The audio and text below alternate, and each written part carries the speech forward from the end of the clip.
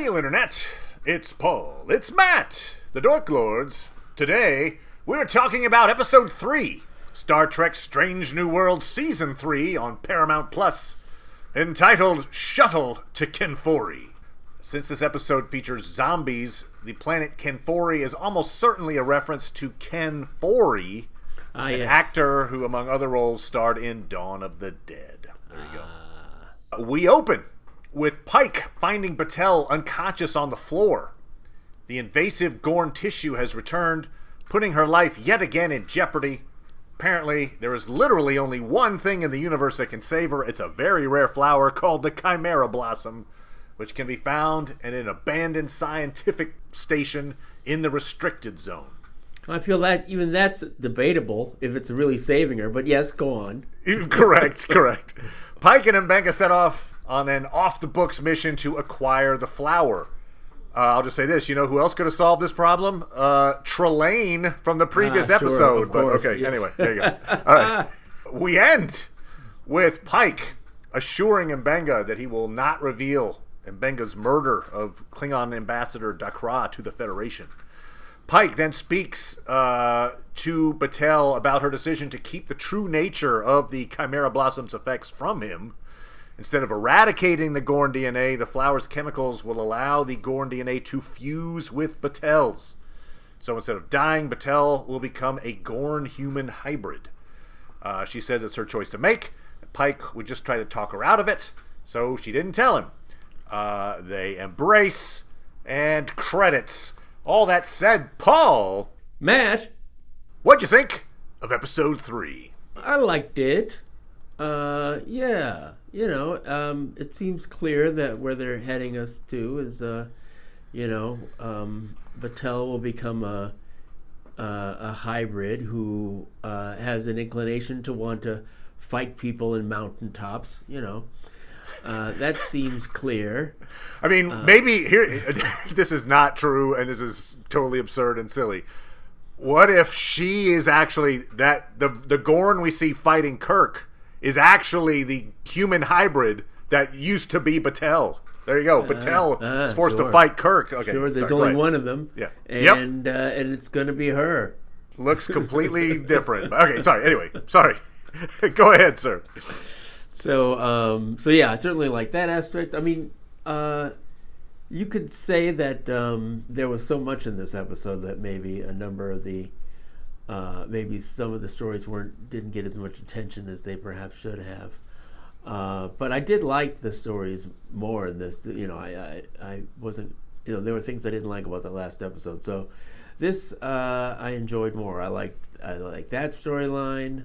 Actually, you know what? I guess I wasn't really crazy about having to revisit M'Benga's assassination from last season. Yeah. Actually, now that I think about it, there's so many. I was like, I almost forgot about that.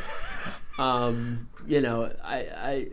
had a problem with that last season, where it was like, wow, I'm a person who commits atrocities, and then I'm gonna get all up in the face of the person who would love to kill me. Oh no, he killed me!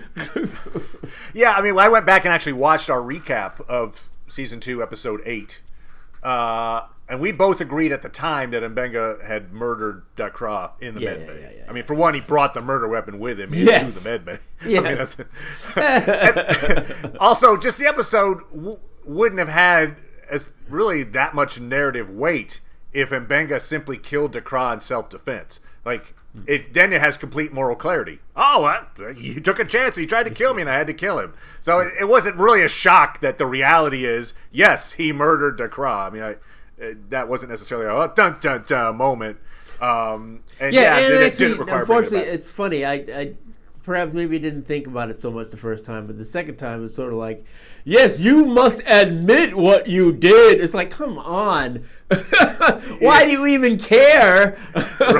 You did it. And they had to throw in, I hated him, But in order to get my honor back, I have. Okay, know. you know what? I didn't. That like is that. That is. I'm actually sorry that bit that I did. That I was initially saying that I liked the episode. I was didn't about to like say that part I of was the not as episode. big a fan, and it's for the exact reason you're talking about right now. But yeah, so yeah, okay. I okay. apologize. I was going to be like, all right, I guess we're going to disagree on this one a little bit. But, I mean, it's got some good Star Trek tropes. It's mission on a clock, mysterious planet, heroes in a seemingly unwinnable situation. Yeah. I just think the solution to the unwinnable situation makes this less compelling. It's like we have this Last of Us style veggie zombies that are hunting our heroes, who first of all, in one of those stupidity helps the plot along move, blew up their phaser to take out like 2 or 3 zombies, thus depriving themselves of their really only defense for the rest of the episode. It's a clumsy plot construction. They wanted them more vulnerable. How do we get rid of their phaser? I know. Well, blow it. Oh, we're going to get overwhelmed. Okay, now you're overwhelmed anyway. I mean, I would have come up with a better way for them to be phaserless, let's say that. But then, so our heroes are then saved by this very fortuitous series of events. The appearance of Dakra's daughter. She rescues them from the zombies temporarily so that she can kill Mbenga herself. Yeah. Thus honoring her family name, even though her family and all Klingons hated Dakra. But this will be an honor thing to kill the man who killed Dakra. Yeah. They then knife fight. Mbenga gets his revenge for losing the knife fight in Dune Part 1. I looked it up. He's, the guy's like a black belt in Brazilian jiu-jitsu. Yeah. So that's why he's always, exactly. Give him a life. Go. Yeah. So he wins the fight, spares a daughter's life. Zombies are now still trying to get through the force field, so that doesn't really solve the current problem for them in terms of keeping them alive. But to save her honor, the daughter then commits suicide by zombie in order to give Mbenga and Pike time to escape. And it's that's the part that makes it noble, right? Because if she just said, eat me, that wouldn't make it noble. But correct. Right. She's like, look, I'll save the guy that I was going to get honor for killing like 2 minutes ago. Now I'm going to get honor for saving. Like, okay, fine.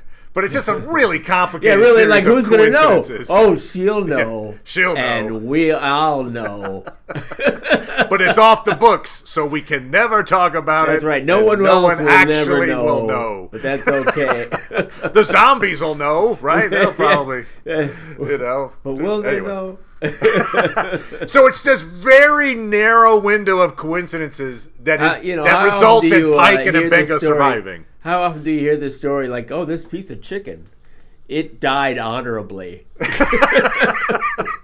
So that, just it was like a results-based plot where, like, ultimately we want them to escape, but then also Mbenga has to kind of confront the fact that he actually murdered this guy, and we'll address it there. Although, again, if I think back to Season 2, Episode 8, they talked back then. They had that conversation, and yes, Mbenga lied, but basically kind of was like, hey, it was just a thing, and who knows? But, like, you got the sense even from their conversation back then that Pike's like, okay, you killed him, but you're not saying it. Okay.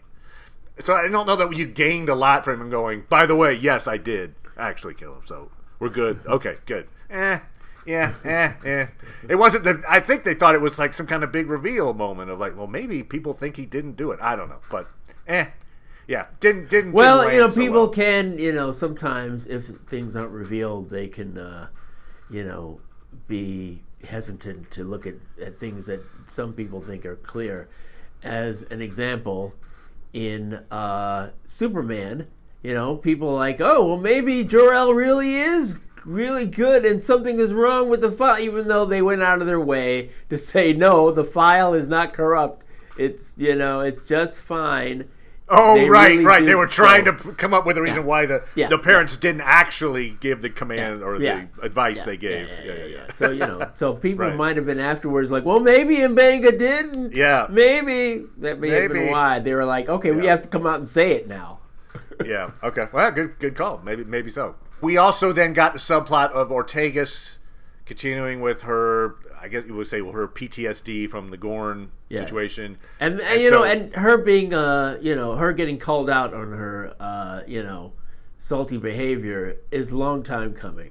For sure. I like the actress and I like the character, but there are a whole bunch of times it's like, why are we being respectful to our enemies? Why?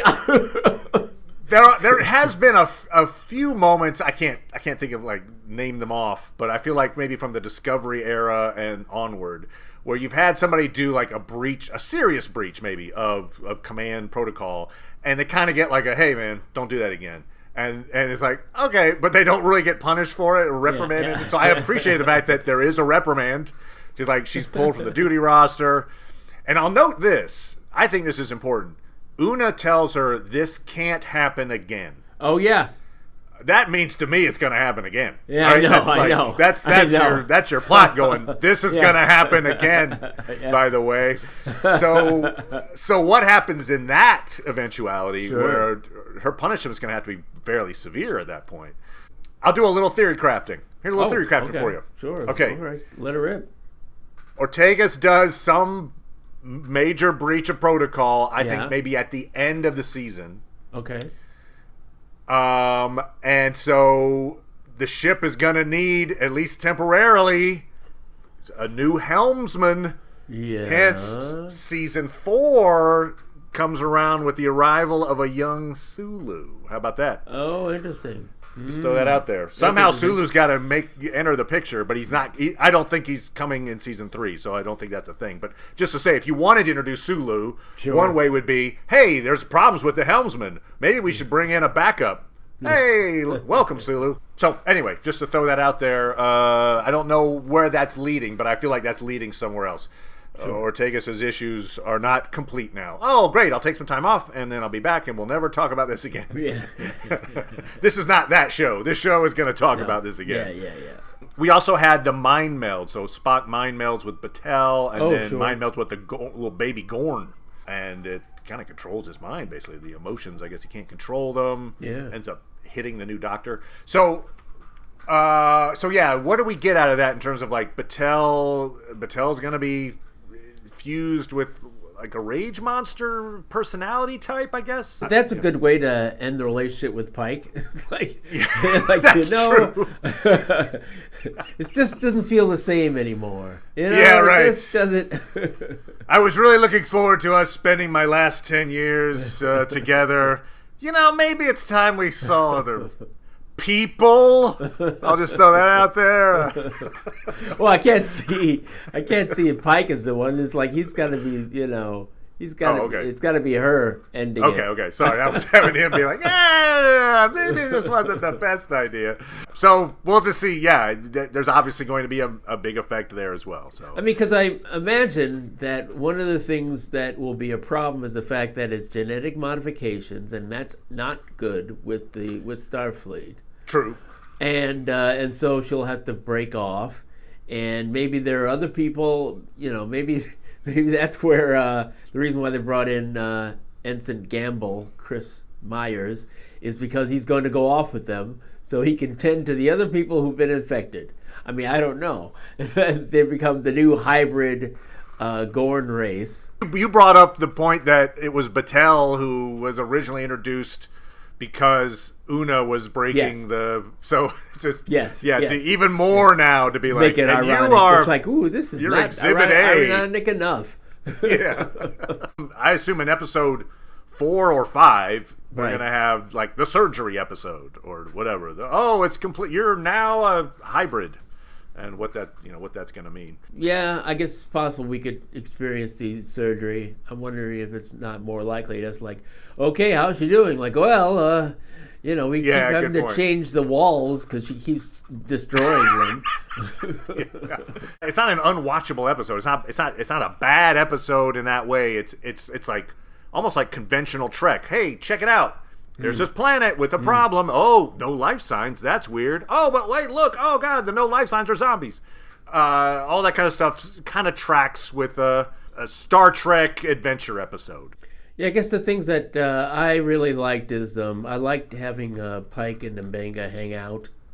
So, you know, you had all those scenes up until everything went wrong where it's clear that they were friends. And so it was nice to see, Agreed.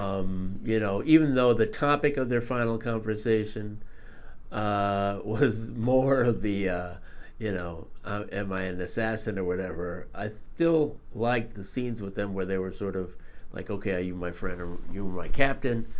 And he's like, you know, hey, you know, so you told a story that, well, someone had a gun to my head, you know, so I like that scene, even though what it was about was, you know, I'm not in love with.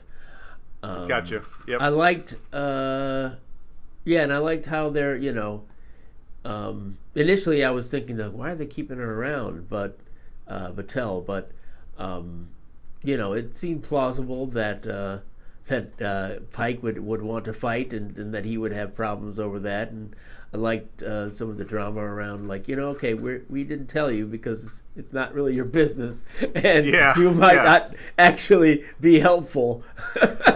Correct. You're right. Great point. Yeah. Yeah. It actually has nothing. You know, this has nothing to do with you, and you would have definitely put your foot in. So I liked all that. Yep. Yeah, there were some. You're right. There, the character arc wise, they pushed some arcs along for sure. So that's cool. That's fun. It's fun when a show can do that. Just the actual resolution of the zombie crisis was yeah. I was like thinking, like, boy, you're in this situation. You know, maybe you guys would agree, like, you know, if we went someplace else, do you think we could fight to the death there? Yeah, right.